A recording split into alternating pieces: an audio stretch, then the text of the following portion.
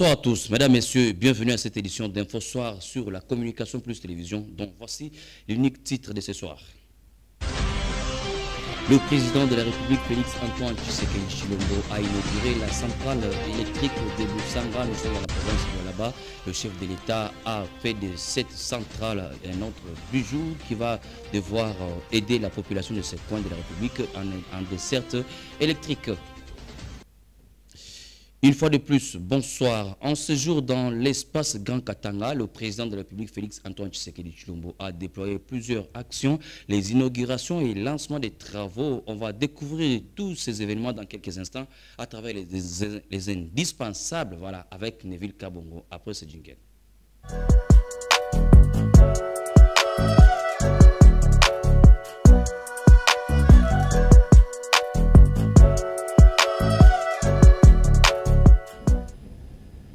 Alors, comme je l'ai annoncé, Neville Kabongo Madja rejoint sur ce plateau. Bonsoir Neville. Bonsoir Christian. Oui, ça va bien? Très très bien. Alors, ça a été toujours très bien chez Neville, comme chez tous les téléspectateurs qui nous suivent à ces instants. Même le président Félix Tshisekedi, pendant son séjour dans la grande partie de la province, de l'ancienne province du Grand Katanga, a réalisé plusieurs travaux, les inaugurations, visites d'inspection, lancement des travaux. Alors, on commence par cette inauguration de la centrale électrique de Busanga. Vous l'avez dit, vous l'avez évoqué, Christian, ça sera bénéfique pour la population de ce coin, surtout en desserte électrique.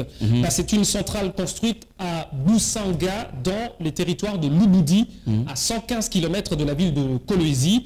Elle est située sur la rivière de Lualaba, pour ceux qui connaissent le contrée, donc la province de Lualaba, et a une capacité installée de 240 MW. Elle comprend 4 tribunes pour une production annuelle moyennant 1,32 milliard de kilowatts. Et le coût global de ce barrage est estimé à 656 millions de dollars. Donc ce barrage va alimenter sûrement les environs de la province de Lualaba, justement. Et ils n'auront pas vraiment le problème d'électricité. Oui, justement, puisque vous savez très bien que la province de Lualaba, il y a plein d'usines qui vont bientôt, qui sont installées là-bas et qui vont s'installer encore de nouveau. D'où il fallait répondre à ce besoin d'électricité. C'est comme ça que le gouvernement, à travers ses partenaires, ont pu réaliser ce barrage. Et comme vous l'avez dit, la province de Lualaba, une province vraiment minière, il fallait vraiment qu'il y ait cette solution de la part du président de la République pour que l'électricité soit vraiment permanente. Justement, soit vraiment permanent aux besoins, parce que vous le voyez, ces entreprises en ont largement besoin. Non seulement les entreprises, parce que ça sera bénéfique aussi pour la population qui pourra, vous rappeler, le Congo est, je dirais, en domaine d'électricité, nous n'avons pas assez, je dirais, nous ne sommes pas servis dans l'ensemble du territoire de notre pays. Et bien, ainsi, avec ces infrastructures, je pense que petit à petit, nous aurons cette indépendance énergétique, pour ne pas dépendre seulement d'Inga, mais aussi, c'est-à-dire avec ces barrages, ça va justement aider, notamment, vous voyez, il y a d'autres constructions de barrages ainsi, au Kassai, par-ci, par-là, c'est pour vraiment nous désengorger, ou je dirais, ne plus dépendre seulement d'Inga, mais aussi d'autres barrages. Alors, pendant son séjour, le président Tshisekedi, il a d'abord participé au lancement avec son homologue zambien. Il a participé au lancement des travaux de construction du pont sur la rivière Lopula. Le chef de l'État, Félix Tshisekedi, a inauguré aussi le port sec de Kasumbalé. Il a visité des écoles dans le cadre du programme de développement à la base de 145 territoires. Je voudrais que vous puissiez nous résumer toutes ces activités déployées par le président Tshisekedi et pendant son séjour dans cette partie du pays. Justement, Christian, vous l'avez épinglé. Je voudrais quand même vous dire que le chef de l'État est arrivé, c'était le dimanche, les dimanches soir, tard dans la soirée où il est arrivé à Lubumbashi. Alors, il a, pour son premier jour, le lundi 2 octobre, participé au lancement de travaux de construction du pont Lopula avec son homologue zambien, comme vous l'avez dit. Alors, ce projet d'un pont urbain de 345 mètres de portée sur la rivière Lopula, c'est un pont qui va désormais relier la ville de Lubumbashi à Dar es Salaam. J'espère que vous le voyez. Donc ça, c'est une maquette. Vous le voyez qui va relier Lubumbashi en RDC, Dar es Salaam en Tanzanie, pour ceux qui connaissent la ville de Dar es Salaam. Et puis via la Zambie. Et ainsi de suite, en évitant un long détour du Kasumbalé, ça qui est des 300 km. Donc c'est très bénéfique et ce pont sera remis à la RDC, aux deux pays, après 3 ans de travaux. Un pont de 345 mètres. 345 mètres, oui, Voilà. de portée sur la rivière, vous le voyez, la rivière Luapula, ça sera sur la rivière Luapula et ça va aider justement le trafic au niveau de deux pays, notamment la RDC et la Zambie. Vous le savez très bien que la Zambie est un pays pour lequel nous collaborons très étroitement avec, en termes d'échange, d'échange de biens et de commerce, des produits de première nécessité, ça passe facilement entre la RDC et la Zambie à travers Lubumbashi. Justement, et rappelez-vous, nous avons aussi des projets en commun, notamment l'usine de batterie, ainsi de suite. Donc il faudra justement mettre en place cet ouvrage qui va justement là aussi permettre cet échange rapide entre les deux pays. Et en dehors de cela... En dehors de cela, vous l'avez dit, Christian, le chef de l'État... Mais dites-le un peu en détail, parce que moi je l'ai dit en survolant, c'est vous qui avez les détails particuliers. J'essaye que de vous paraphraser, d'ajouter un peu sur ce que vous avez déjà dit. Vous avez parlé de l'école EP Akili 2, située à Kasomono, voulais-je dire, territoire de Kasenga. Et ceci, c'était dans le cadre de 145 territoires. Rappelez-vous, le chef de l'État avait initié le programme de 145 territoires. Ce programme qui prévoit la construction des écoles, des hôpitaux, des infrastructures de base, justement. C'était Kasenga, à son tour, de bénéficier d'une école, EP Ekili 2. Là où le chef de l'État bénit les élèves. Voilà, vous le voyez d'ailleurs. Il a écrit de sa propre main au tableau, que Dieu vous bénisse. Justement, mais j'aimerais quand même qu'on puisse suivre le message du président de la République à ses élèves. Donc vous allez voir que le chef de l'État leur a donné ce qu'un père peut donner, un message clé qu'un père peut transmettre à ses enfants. Et c'était un message que j'aimerais quand même partager, que nous puissions suivre ensemble. Alors, on revient sur ce message du président de la République, Félix Antoine Tshisekedi Tshilombo, devant ses élèves de cette partie de la RDC, lors de son passage dans le cadre de l'inspection des travaux de développement à la base de 145 territoires. Vous êtes content? Oui. Oui, hein? Voilà. Vous y avez droit. Vous avez un beau pays, un pays riche, et vous devez profiter de cette richesse. Et nous, on va tout faire pour que les enfants, tous les jeunes du Congo puissent profiter des richesses de leur pays, étudier dans des Le chef de l'État avec ses amis, les élèves? Avec les élèves. C'était un message très émouvant parce qu'il tient beaucoup à l'éducation des enfants. Il tient beaucoup à ce que nos enfants puissent aller à l'école. Je tiens simplement à vous rappeler, Christian, que ce programme de la gratuité de l'enseignement a permis à au moins plus de 6 millions d'enfants de bénéficier de l'éducation. Donc, vous voyez combien le chef de l'État ne ménage aucun effort pour justement garantir l'éducation à nos enfants. Je vois déjà ces élèves qui se disent un jour on pourra aussi devenir président de la République. Justement, ce n'est pas exclu, hein, c'est déjà une façon de les impulser. Justement, j'espère qu'ils verront que les études peuvent amener plus loin, parce que quand on a fait ces études, on est capable de devenir président de la République, être comme Fachi Béton, comme on aime le dire souvent. Par ses proches, voilà. Oui, par ses proches. Donc j'aimerais aussi quand même que, puisque après l'école, le chef de l'État a pu se rendre dans Kasumbalesa, qui est une ville côtière avec la Zambie. Et là, le chef de l'État a inauguré, on va le voir peut-être en image, il a inauguré le bâtiment administratif abritant les services officiels intervenant dans les opérations douanières, dont, vous le connaissez très bien, la Direction Générale de Douane Assise DGDA. L'ouvrage comprend un parking d'une capacité de 500 camions à l'importation, un autre, voilà, vous le voyez, un autre de capacité de 500 camions à l'exportation. Alors, on a construit là-dedans une route de contournement de long de 8 km construit en béton. Et cette modernisation de ce poste va permettre au traitement des dossiers douaniers et à une accélération de la vitesse de rotation des véhicules. Donc il était très important qu'on puisse réhabiliter le port de Kasumbalesa pour permettre la fluidité, la rapidité dans l'exécution de services au niveau de ce pont. Donc c'était très très important. Le chef de l'État aussi là a inauguré ça. Nous sommes encore à Lubumbashi. Voilà, nous sommes encore à Lubumbashi. Mais j'aimerais quand même, parce qu'après l'inauguration de ce port de Kasumbalesa, le chef de l'État a eu à communier avec la population de à qui il a prêché l'unité. Voilà. Il a dit qu'on ne laissera pas la place à l'ennemi de pouvoir entrer. Voilà. Donc il appelait la jeunesse à cette conscientisation, à aimer le pays, à ne pas se laisser faire par nos politiques ou qui amènent des discours haineux, voire tribal. Donc il faudra que la jeunesse puisse s'enquérir de sa vision, c'est-à-dire de ce qu'il veut faire de ce pays. Donc si on peut le suivre, ça va nous permettre de comprendre un peu la quintessence de son message. Voilà, on suit encore le résumé du message du président Félix Antoine Tshisekedi Tshilombo devant la population à Kasumbalesa. Yango tozali kosenga bino bana mboka bosunga biso bosimbana loboko na loboko totika makambo ya kokabwana surtout bino bajeune bilenge bino esengeli bolobaka langage moko. Langage nabino ezali ya République démocratique du Congo. Bokoki kozala na bokabwanité selon ba tribu, selon ba parti politique, selon ba religion ezali malamote. Botozali na mboka moko kombo na yango République démocratique du Congo. Yango nde tata yango de mama ezali malamu te tozala na bokabwani kati na biso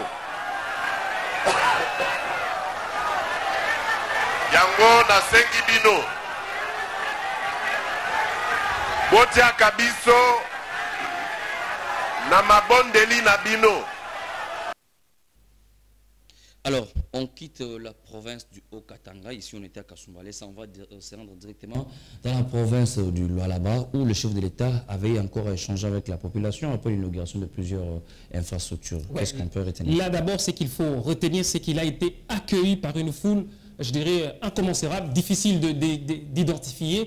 Ben, le chef de l'État, là, on a senti une mobilisation parfaite des Lualabais qui ont répondu massivement à accueillir le chef de l'État et avec la gouverneure Fifi Masuka, Saini et tous les autres, ils avaient vraiment mobilisé puisque le chef de l'État était accompagné d'une forte délégation aussi. La première dame était aussi. Et aussi. D'ailleurs, elle est avec lui pendant son séjour. Très bien, Christian, vous l'avez dit. Donc, même aussi quelques membres du gouvernement, le vice-premier ministre de l'économie, Vital Kamere et les autres, il avait accompagné. Le voici là. Alors, encore une fois de plus, Félix Tshisekedi a adressé un message de paix et de vigilance à l'endroit de la jeunesse qui était présent. Là, je vous prie encore si on peut le permettre de l'écouter. On suit cette fois-ci ces messages patriotiques du président de la République à la population venue répondre à son appel ou l'accueillir justement dans la province du Lualaba. Boyebi que tozali na campagne bandina nute na boyi baya koloba ono président de la République a bandi campagne avant bato nyonso nga na ye kaka kopesa bino mbote pe kotala ndenge bozali tango campagne ekobanda na kozonga lisusu na ya kopesa bino programme na ngai o nazali na yango likambo na kosenga bino liboso te nasilisa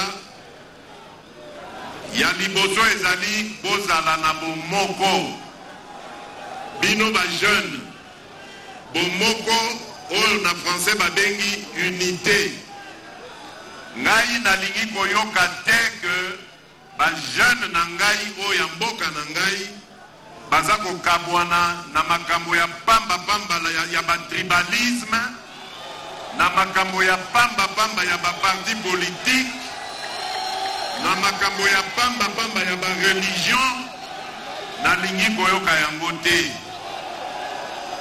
bino bozali bana ya mama moko tata moko kombo na ye République démocratique du Congo. Alors, en En quelques mots, Neville Kabongo, qu'est-ce qu'on peut retenir de toutes ces infrastructures inaugurées par le président de la République, mais également là où il a lancé les travaux? Résumez un peu. Oui, donc ce qu'il faut retenir, c'est que le chef de l'État a inauguré l'Assemblée provinciale du Lualaba, construite sur fonds propres du gouvernement provincial, Fifi Masuka. Il a encore inauguré le centre de négoce pour les artisans. Ensuite, de là, le chef de l'État, d'ailleurs, il a communié avec ces artisans qui exploitent les minerais. Il a aussi inauguré le laboratoire chimique de minerais. Ensuite, pour finir, il va inaugurer une université de Kamoa. Donc Kamoa, c'est un village situé à 30 km de Colosie, spécialisé dans la formation des géologues et chimistes pour le développement des mines. Donc c'est un voyage, je pourrais dire, réussi pour le chef de l'État, qui a été sanctionné que par des inaugurations des bâtiments ou des infrastructures, des infrastructures de base et à haute, je dirais, ce voyage qui n'a rien à voir avec la campagne électorale, comme le président de la République l'a signifié, c'était une visite d'inspection des travaux lancés et voir aussi ce qu'il faut déployer pour la continuité de l'État. Oui, justement, il n'y a rien je dirais de mettre en œuvre en ce qui concerne la campagne électorale. Ce qu'il faut savoir, c'est que ce sont des projets qui ont été initiés depuis longtemps. Parce qu'il y aura encore des inaugurations même ici. Hein, oui, je pense que les gens ne se trompent pas. Il n'y a pas là... Partant de toutes ces actions que nous voyons, quelque chose du genre campagne électorale, non, ça a été déjà bien daté depuis longtemps qu'il y aura ces inaugurations. On attend notamment le centre financier à Kinshasa, on attend Mama Yembo, on attend l'hôpital de référence de Kinshasa, on attend aussi l'inauguration de... centre culturel. Voilà, on attend le marché Zando, donc il y en a plus. Donc ce sont des infrastructures qui avaient déjà été initiées depuis longtemps. Donc là, nous sommes justement à l'aboutissement de ces projets et pour lesquels c'est bénéfique pour la population congolaise. Alors, merci beaucoup Neville Kabongo. Merci beaucoup Christian. Et bon début de week-end. Merci pareillement. On va se retrouver très prochainement, mais les téléspectateurs peuvent encore t'attendre demain à 13h. À 13h, oui. Merci. Mesdames, Messieurs, nous allons poursuivre cette édition pour vous dire que la présidentielle de 2023, candidat à sa propre succession, le président de la République, Félix-Antoine Tshisekedi Tshilombo, va déposer sa candidature au bureau de la CENI, bureau de réception et de traitement des candidatures. C'est samedi 7 octobre 2023. Et l'UDPS Tshisekedi sensibilise, mobilise la population pour accompagner son champion. Également, toute l'union sacrée se range derrière Félix Tshisekedi qui tient à tout prix à briguer les seconds mandats. Et soutenant la candidature de Félix Tshisekedi à la magistrature suprême, l'Union des démocrates s'est rénovée au parti cher à Mwambayi, Dominique mobilise ses militants pour accompagner le chef de l'État, Félix-Antoine Tshisekedi Tshilombo, à la CENI. C'est samedi 7 octobre 2023 pour Willy Bakenda. Cadre de l'UDR, le bilan du président Félix Tshisekedi est largement positif au regard de ses œuvres. Nous allons le prendre dans ses propos recueillis par Ado Mocha et Leslie Mavata. Donc, il est le honneur de lui. Il a son calendrier. Mais ce que nous sachions, c'est demain. Jusqu'à pas du comprendre. Comme toute parti politique s'organise pour accompagner son leader, ses communicants en famille, si je vais me dire que moi, d'écouter le secret sur il me dit va défendre sa thèse, j'ai préparé avec des fleurs, à l'invité son dame, mon frère. Et nous, on se prépare politiquement à l'accompagner, nous, les partis politiques qui sont derrière nous. Dans tout cas, pour moi, le bilan est positif. Très positif. Il a fait beaucoup de choses. Fatih, champion de diplomatie. Et puis, à l'Assemblée nationale, la plénière tenue jeudi 5 octobre 2023 a déclaré recevable la proposition de loi portant création de l'ordre des environnementalistes, une initiative de la députée nationale Angèle Tabou Makoussa qui explique l'importance de cette loi, propos recueilli par Neville Kabongo. Il était vraiment temps pour cette législature d'organiser les personnels qui se déclarent compétents de gérer aux côtés du gouvernement l'environnement, comme il se devrait. Parce qu'actuellement, nous assistons où nous observons beaucoup de charlatanisme dans ces domaines. Même ceux qui ne sont pas des environnementalistes ou des personnes qui veulent se déclarer comme telles, mais qui en réalité n'aident pas la République démocratique du Congo à gérer convenablement son environnement. Ce qui a naturellement une conséquence sur le pays et sur le monde entier. Voilà en réalité l'initiative, le pourquoi de cette initiative. Mais aussi nous devons retenir une chose. Nous sommes un pays regorgeant la biodiversité assez importante. Donc en réalité, c'est nous qui servons de poumons pour le monde entier. Bien sûr, à côté de certains pays comme Brésil et consorts. Cependant, l'essentiel, c'est de savoir gérer. Si nous gérons mal, la génération actuelle et surtout celle future risque vraiment de souffrir et nous risquons d'assister comme ça à l'étouffement du monde entier et comme ça la disparition de beaucoup d'espèces et même l'espèce humaine. On se rend à la vice-primature et ministère en charge de l'Intérieur, Sécurité et Affaires coutumières, où le vice-premier ministre, Maître Peter Kazadi Kankonde, a organisé jeudi 5 octobre dernier une rencontre avec tous les bourgmestres et bourgmestres adjoints de la ville-province de Kinshasa. Plus de détails avec Janinga Mazita. Les échanges ont tourné autour de plusieurs points, notamment la situation sécuritaire et la salubrité dans les communes, le fonctionnement des maisons communales ainsi que la situation sociopolitique des bourgmestres. Très direct, le patron de la territoriale en RDC a déploré l'existence du banditisme urbain communément appelé Kuluna dans les communes. D'après lui, les bourgmestres ne s'impliquent pas assez pour contribuer à l'éradication de ces phénomènes. Il a été question également pour Maître Peter Kazadi d'inviter les bourgmestres à abandonner certaines mauvaises pratiques telles que décriées par la population. Il a appelé notamment à la bonne gestion des recettes au niveau des communes. S'agissant de la situation socio-professionnelle des bourgmestres, le vice-premier ministre a promis de s'impliquer pour que ces derniers soient bien traités. Maître Peter Kazadi a promis également de s'impliquer pour que la police au niveau des communes soit bien équipée afin de lutter contre l'insécurité dans la ville. Un échange qui a réjoui les bourgmestres de Kinshasa, signalant que c'est le tout premier échange que le vice-premier ministre et ministre de l'Intérieur a eu avec les bourgmestres de la ville-province de Kinshasa. Représentant le président de la République, son Excellence Félix-Antoine Tshisekedi Tshilombo, au Forum national sur la nutrition, le vice-premier ministre et ministre en charge de l'Intérieur, Maître Peter Kazadi, a lancé jeudi 5 octobre au Fleuve Congo Hôtel ce forum. Images et commentaires, Janinga Mazita.